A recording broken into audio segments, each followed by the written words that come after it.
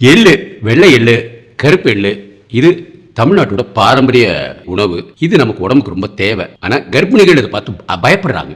ஏன்னா அது உடம்பு சூடாயிடும், அதனால அபார்ஷன் ஆயிடும் அப்படிங்கிற சிந்தனை இருக்கு. விஞ்ஞான பூர்வமா இது உடம்புக்கு நல்லது. இதனால அபார்ஷன் ஆகாது. அபார்ஷன் ஆகுதுன்னா அதுக்கு வேற காரணங்கள் இருக்கு. குழந்தை சரியா உருவாகல, இல்ல வேற ஏதோ கிருமிகள் இருக்கு, அந்த மாதிரி இருந்தா அபார்ஷன் ஆகும். ரெண்டாவது, இந்த எள்ளுல கால்சியம் நிறைய இருக்கு. குழந்தைக்கு எலும்பு உண்டாறதுக்கு ரொம்ப ரொம்ப அவசியம். அப்படி உங்களுக்கு முதல் 3 மாதம் சாப்பிடக்கூடாதுன்னு தோணுச்சுனாலும் கவலை விடுங்க. 2வது ட்ரைமஸ்டர் 3வது ட்ரைமஸ்டர், அதாவது 4 மாதம் 5 6 7 8 9 10 அப்ப உணவுல லைட்டா எள்ளு போட்டுட்டு அப்படியே சாப்பிட்டு பழகுங்க. அதுல கால்சியம் நிறைய இருக்கு, சில மைக்ரோ நியூட்ரியன்ஸ் இருக்கு, அதெல்லாம் ரொம்ப ரொம்ப நல்லது.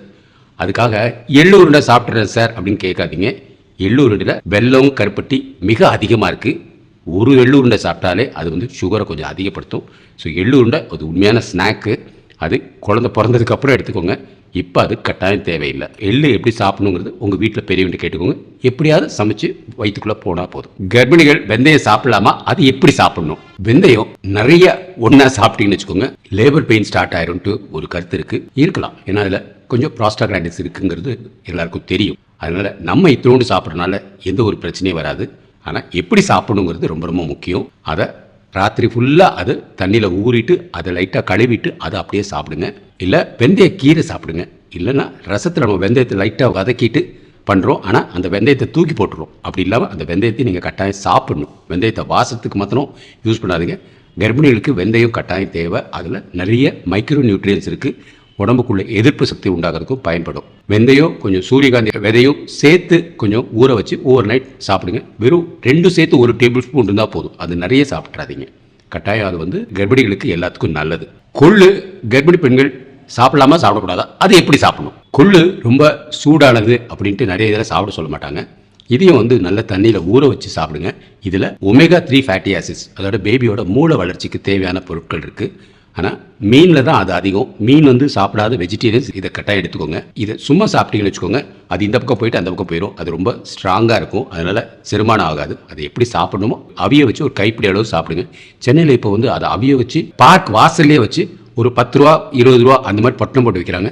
சூப்பராக இருக்குது. உணவில் நல்ல கவனம் செலுத்தணும். ஃப்ளாக் சீட்ஸ், அதாவது கொள்ளு இல்லை ஆளி விதைன்னு சொல்லுவோம். இதை தைரியமாக சாப்பிடலாம். கர்ப்பிணிகளுக்கு எந்த ஒரு பிரச்சனையும் இருக்காது.